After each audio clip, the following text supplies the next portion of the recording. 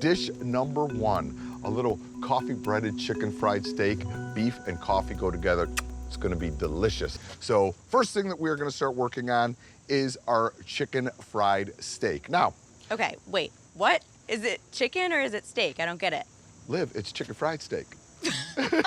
So it's steak, but we are breading it like they would typically bread chicken. Chicken was a very expensive protein several hundred years ago, so people would substitute things for chicken, but with chicken preparations. Chicken fried steak, in the Midwest, city chicken. This is a pretty southern style dish. Okay, got it. Best Got of it? both worlds. All right, this is a cube steak. So now we are gonna work on our breading for this whole thing. So first things first, the breading. I wanted to be a little bit fun. I wanted to do a barbecue style chicken fried steak. So in the breading, Liv, barbecue chips. That's amazing. And they're a delicious snack. That's my kind of breading. Love that. So we have all-purpose flour. I also have rice flour. The reason we put in both is the rice flour has less gluten in it, which helps the chicken fried steak get a little extra crispy, which we love. We have a little bit of instant coffee.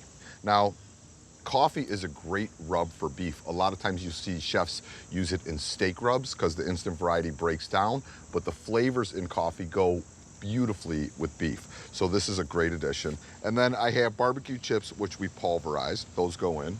I'm gonna put in a small pinch of salt. We do not need much salt in this situation because obviously the barbecue chips are salty and we're still gonna season our meat, and a little bit of cracked black pepper. So this becomes our breading. We just whisk it all together till it's nice and even in there. Make sure you get to all your corners so things are properly mixed up. We have 3 eggs, which we have whisked till they are smooth. And then lastly, we have our flour. I'm gonna make sure that my flour and my egg are also seasoned. So good pinch of salt in the flour, good pinch of salt in the egg, pepper in the flour, pepper in the egg, and then we have to season up our cube steaks. Liv, you ever seen a steak like this? No, I was gonna say this looks not like steak. All right, so this cut of steak works very well because it's almost like a cutlet situation. It's inexpensive, it's thin, it's gonna have a lot of flavor. Because it comes from like a top sirloin, top round, it has some good intermuscular fat to it, which gives it a good amount of flavor, Liv, and that's what we're looking for. And it's been pounded out, so it's gonna be tender. All right, now, flour, egg, breadcrumb.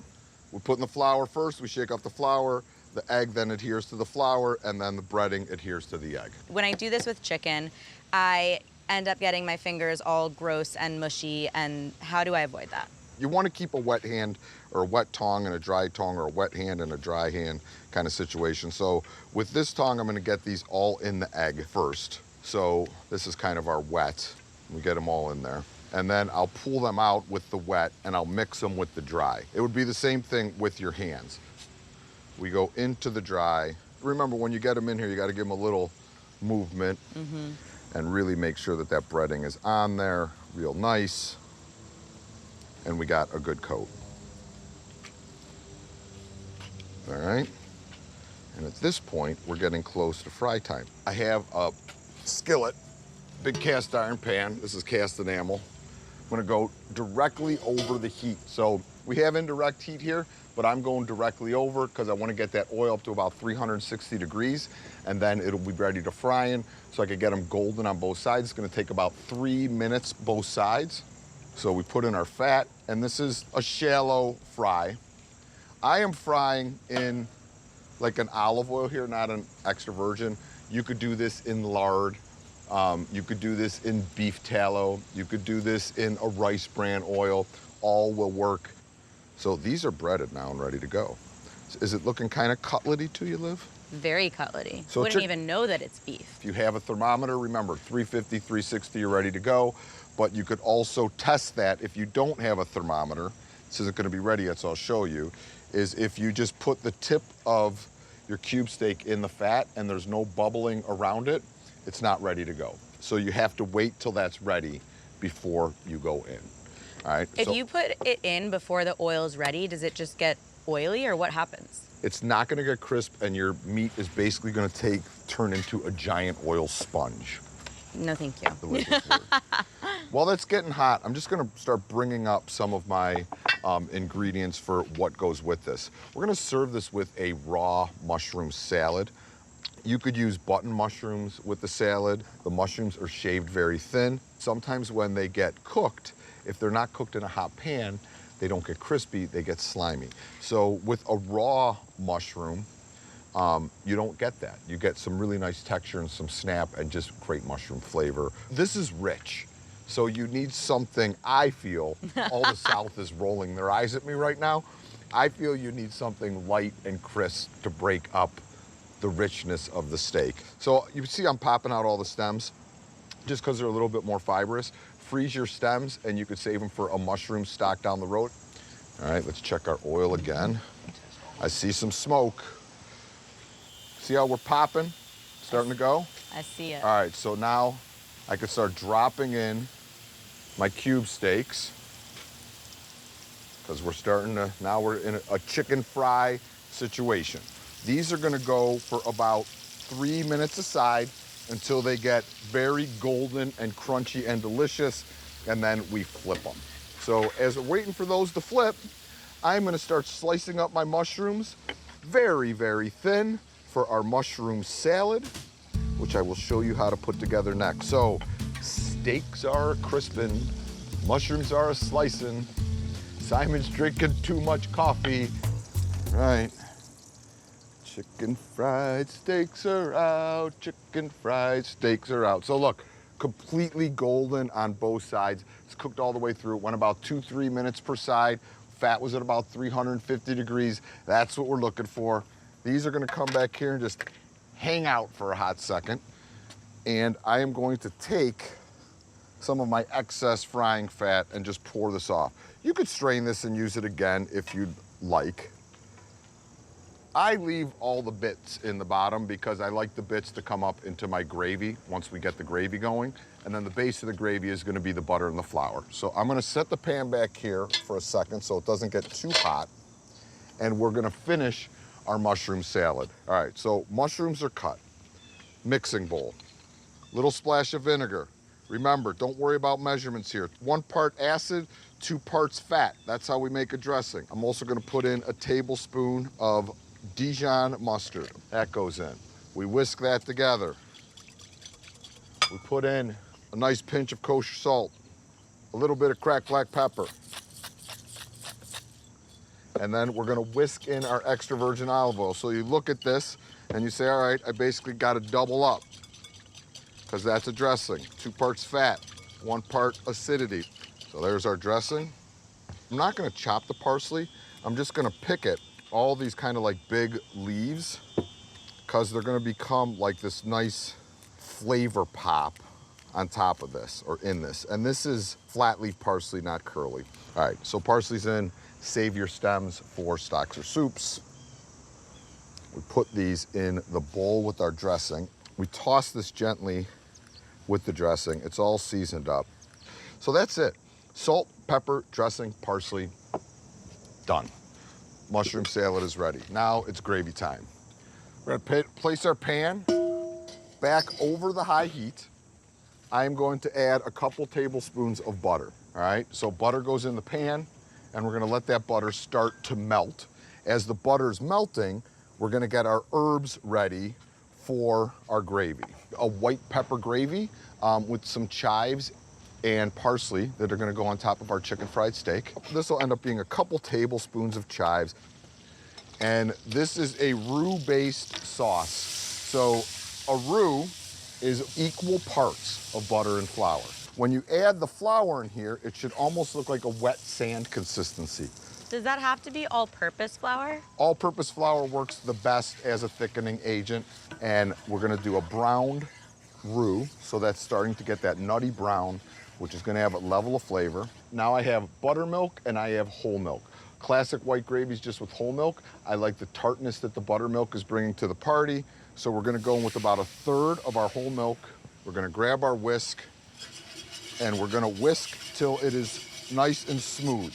If you add all the liquid at the same time, you're gonna be fighting lumps like crazy. So add a little liquid and get off the high heat. Get it smooth, third of the liquid, comes to a simmer, smooth, you can see how thick it got. Add the next third of the liquid, whisk till it's smooth, and every time it comes up to a boil, you'll see how quickly it gets thick. We also I add some salt and pepper to it.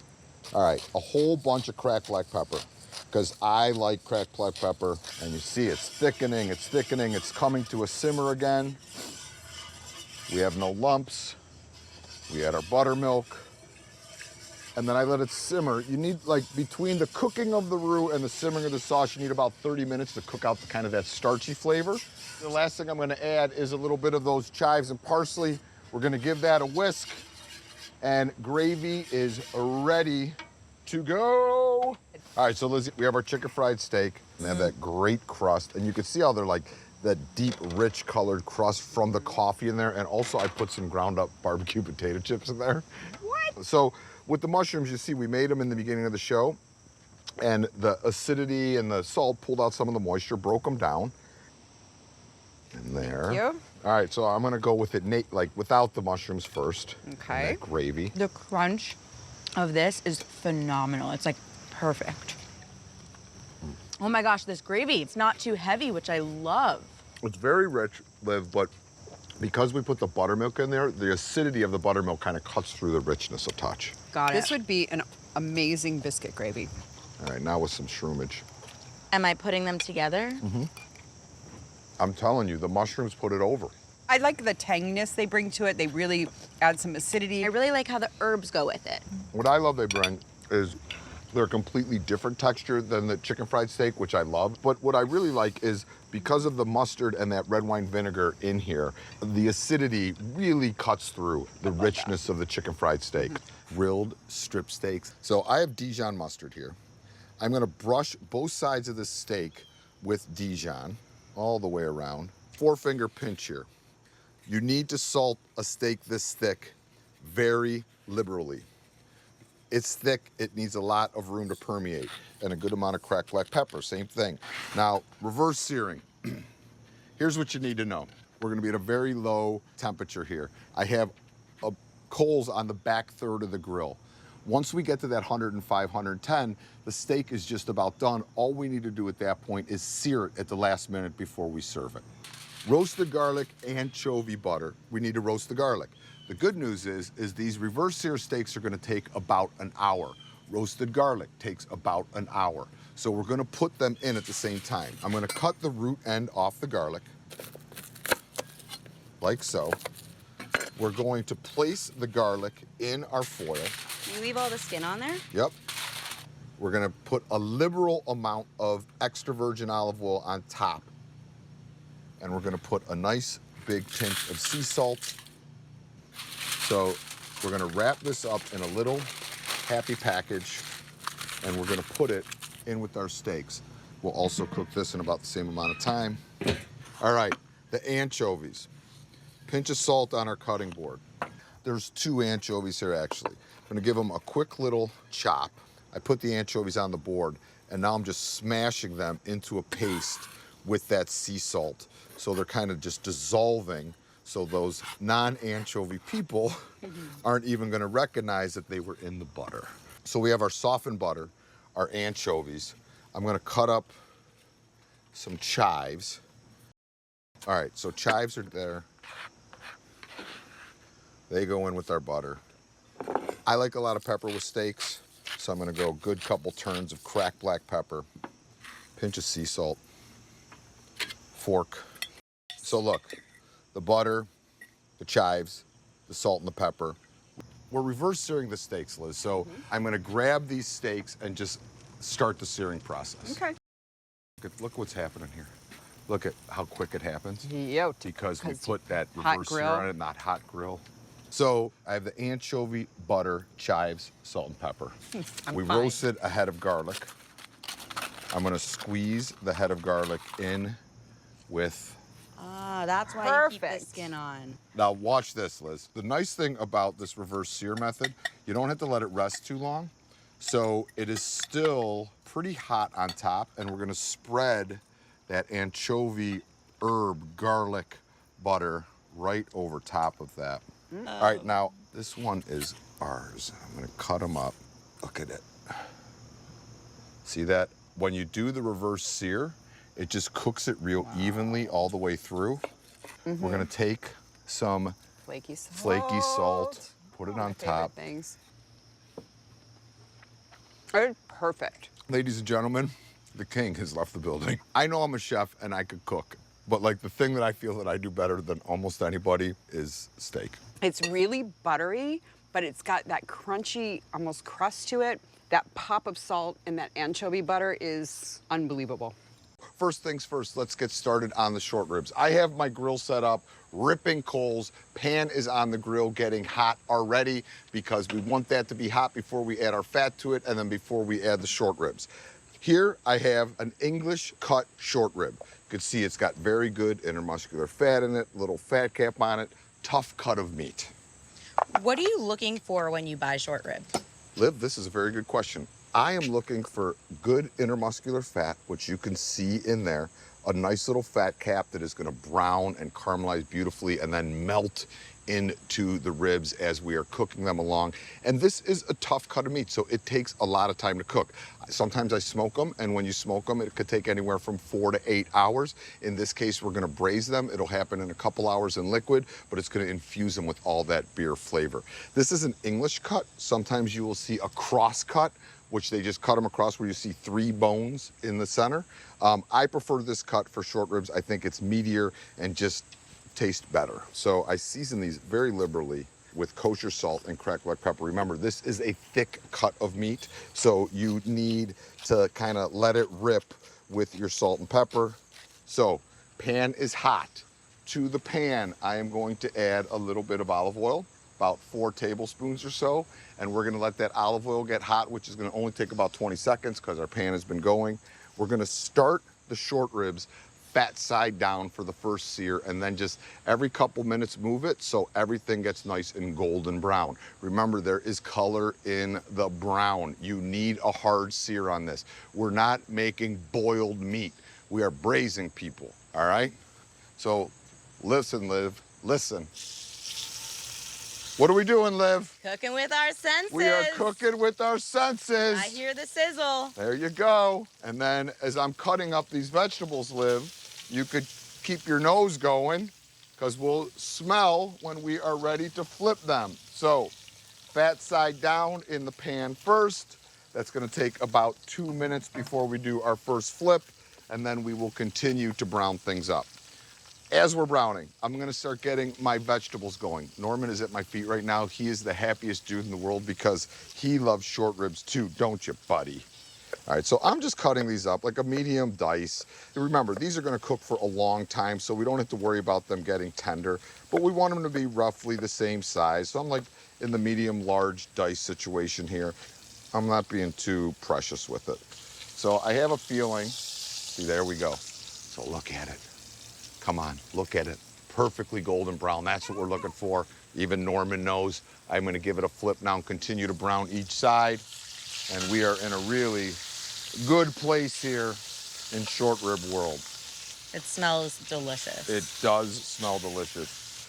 All right, onions, we're gonna just hack those up about the same size as our veg here.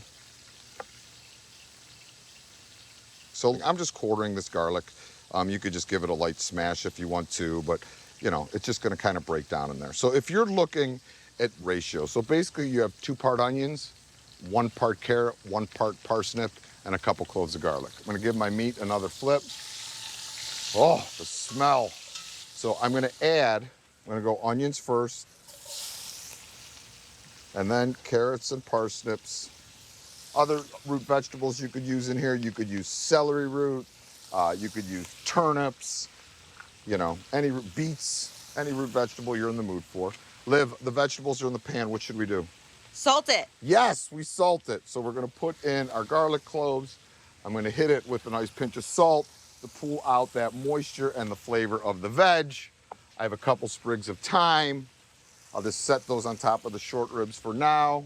I'm gonna give these vegetables a stir. And then what we're gonna do now is I'm gonna move the meat over a touch, kind of pin those vegetables in. And in this hot corner right here of the pan, I'm gonna add my tomato paste. And we're gonna let that brown a touch. So what I always tell people to do is put in the tomato paste. It's pretty bright red when you put it in. And you want it to get almost like a dark burnt red color. So like almost rusty. Then move our short ribs kind of back into place. Let me see what's going on in there. Yeah, come on over. Come on, Liv, get a close up. I'm gonna open beers while you get a close up. Oh, look at that. So we have the tomato paste browning. We have all those vegetables that have sweat a little bit in the pan. The meat is perfectly browned, if I must say so myself, and I will. And now I'm gonna hit this with a little bit of porter beer. And we're gonna give this a stir. And when I stir, there is gonna be tons of flavor in the bottom of this pan where all that caramelization happened. And we are gonna scrape it up with our spoon to get the fond or those bits back up into the sauce, because that is where the flavors are. You don't wanna skip any steps when you're braising, because the thing here is we want to maximize flavor. We bought these beautiful short ribs, which are not cheap. We know this is going to be a little bit of a longer cooking time, so it's going to take a touch of time. So we want to make sure we do everything in our power to make sure it is perfect prior to that. I am going to add chicken stock. And Michael, why did you use the porter beer? So porter is a pretty rich beer. Porters and stouts tend to be a little bit on the richer side. They have some bitter notes to them, and the richness and the slight bitterness of the beer is going to hold up to the rich fattiness of the short rib. Now, I also don't want my liquid to rise above my short rib, so I want to go about 3/4 up with the liquid, which I'm at now because we want some exposure. I'm going to just taste this. It needs a little bit of salt and a little bit of cracked black pepper. And now I'm gonna go back in, make sure that my fat cap is facing up. That first side we seared. So bones down, fat cap up. This is going to come up to a simmer. I'm gonna drop the lid down. We're gonna maintain that simmer throughout our grill. If I need to move it off the coals, I could do that too. And we're just gonna let this go until it is tender, which is gonna take, I'm gonna say roughly 2 to 3 hours, just depending on the size of your short rib. So lid goes down. Well, these short ribs are ready. You know, you wanna go 2.5, 3 hours. I'm just gonna skim some of that extra fat. A good trick for that is if you kind of tilt it a little bit, you can see all the fat puddles on the one side. And I just use a turkey baster and I take off some of that excess fat. And then they are ready to serve. You can see they just release a lot of fat. And we're gonna take our short ribs. This looks very delicious, I must Right? say. All those beautiful braised veg. And that beer in there smells incredible. So I use the porter, so it has a little bit of richness to it, a Yeah. little bit of bitterness to it. It's gonna cut through the fat. And then right. that salsa verde that I made, I'll put a nice plunk of that on top, That is everything. just to kind of brighten up There. the whole situation. Love it. Crunchy sea salt. So there are yours. Thank you. This one is for Liv. Here Hey, is Libby, mine. come back.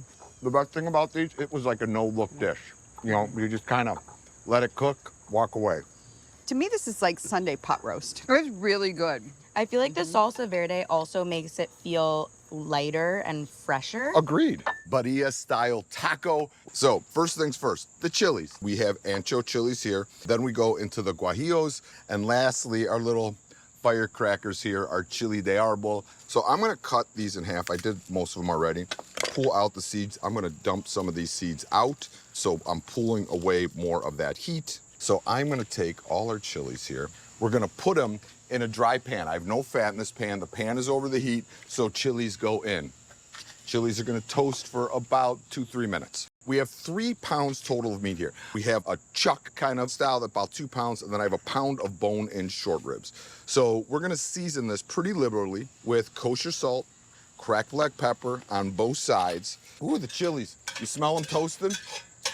So we get our toasted chilies, pull them out, and they're gonna end up going back into this braise. And now I could fully load my pan over the high heat now. Once the pan is hot, we add fat. Now we're gonna place our meat in there, and we are gonna brown all the sides of the meat. Caramelization, browning is flavor. When you skip this part, you get no flavor. That's why I like to do it in a traditional cast enamel Dutch oven, get the brown, then you could go. About 2 minutes aside. Okay, we're talking, Liv. Look at it. Oh, yeah. That's what we want. Incredible color. So I'm gonna give this a flip. We have a couple different spices which we're gonna add. I'm gonna put in about a teaspoon of chili powder. We're just reinforcing our chili flavor a little bit. About 2 teaspoons of Mexican dried oregano, and about 2 teaspoons of cumin. All right, so now that the meat is browning really well, we're gonna take our vegetables. I have an onion split, 1 carrot cut into thirds. I have 4 fresh bay leaves here. If you were using dry bay leaves, you can get away with 2. And anywhere from 3 to 6 cloves of garlic, depending on the size of garlic and how garlicky you want things. So they're gonna go in. I'm gonna top those off with our spices that we just mixed. Those spices are gonna start to hit that fat a little bit and start popping. Give this all a nice mix. Chilies are gonna go on top. These are the chilies that we toasted earlier. Those go back in the pan. And we top this whole situation off with about a quart or so of chicken stock. So this is simmering away.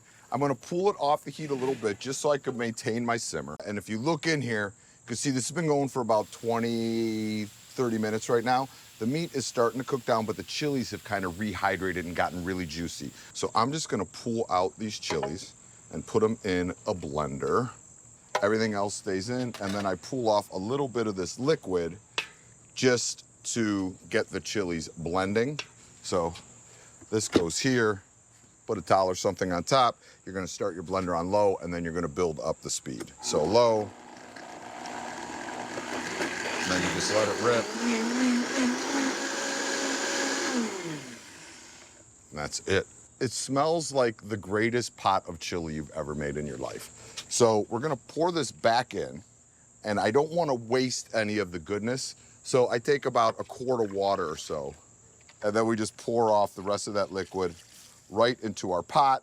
This is gonna continue to braise. This meat has been braising for about an hour and a half. I'm just skimming the fat off the top of the braise because this is what we're gonna kind of get the pan seasoned with to cook these tacos. Look, Liz, it is just melting. Whoa. Oh my gosh. Oh my gosh, it's like the Wow. world's greatest pot roast right now. You may not even have to shred that. It's doing its job on its own. Yeah. Wow. That's Here's the liquid. I'm amazing. gonna strain this liquid. So let me show you how these birria tacos come together. They're queso style, which is the cheese. I have that fat that we saved. So I'm gonna take my pastry brush and brush the inside of this, and that's gonna help fry up the tortilla. So then we take our corn tortilla. This is the braising liquid, which I strained. We put the tortilla in the braising Wow, liquid that's just gonna add tons of flavor. and pull it out. And then that goes into our hot fat. Oh, We could hear that man. sizzle happening. Then we take our Oaxaca cheese. This is taco grilled cheese quesadilla. It's like the best of all Right. worlds. Now we take some of that shredded meat, and I'm gonna put that right in there, kind of cheat it to one side. And this is gonna take about a minute or 2. So basically you want a good melty cheese. A super of some melty sort. cheese. Okay. Looking good. So I'm now gonna give it, all right, so it's releasing, and I'm just gonna give it a fold. And now we're gonna give it a press, and we're gonna let each side kind of get a little golden.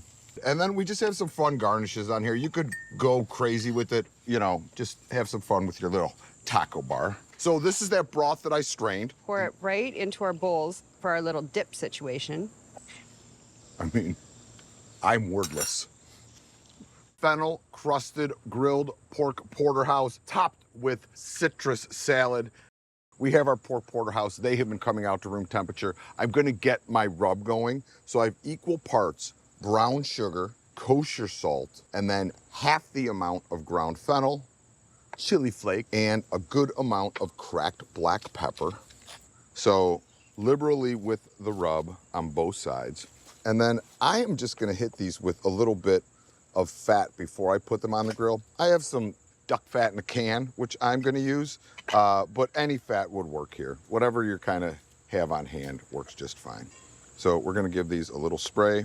Now with pork, I'm gonna go 145 to get that juicy pork, especially with the porterhouse. If you cook them too far, they will be dry. Fat side down. Okay, as this is going, as I promised, I am going to make a fennel and citrus salad. So pretty thin, set your mandolin. All right, so shaved fennel goes in the pool. I'm also gonna take these tops, just with my knife. They still have good flavor. Remember, with any vegetable like this, the closer to the root, the more intense the flavor is. So this goes in. I'm gonna give those pork chops a flip again. So we're gonna move them over here, no longer on the coals. And then I'm gonna set down the lid. It's gonna create an oven in my grill and cook these through to the desired temp. So we are gonna supreme or segment these oranges. I don't wanna get the fibrous part. I'm just all flesh. So that way, when people are eating the salad, they don't have to deal with that fibrous part of the orange. So we're gonna put in a little bit of zest for Liv, and Liz likes the zest too, so. All right, now we're gonna put in about a cup of mint leaves, just whole, just pick off those mint leaves. I'm going to hit this with some extra virgin oil. Just gonna make like a dressing right in here. Sherry vinegar, a little bit of honey, some kosher salt. This is actually crunchy sea salt, which will be nice for texture, and a good amount of cracked black pepper. Give this a toss. And once this is all tossed, it's just gonna hang out and marinate. I wouldn't even put it in the fridge, let it sit at room temp and let it marinate until your pork chops are done. And this is gonna be the topper. So broccoli rub's ready, pork chops. We topped them with that fennel citrus salad. I'm just gonna gild the lily a little bit, just a little bit of fennel pollen, just right on top to finish our fennel Love fennel theme. pollen. Me too. Pork chop first. Let's do it. Let's do it. That has a beautiful smoky flavor, something to cut through the fattiness. That's an amazing combo.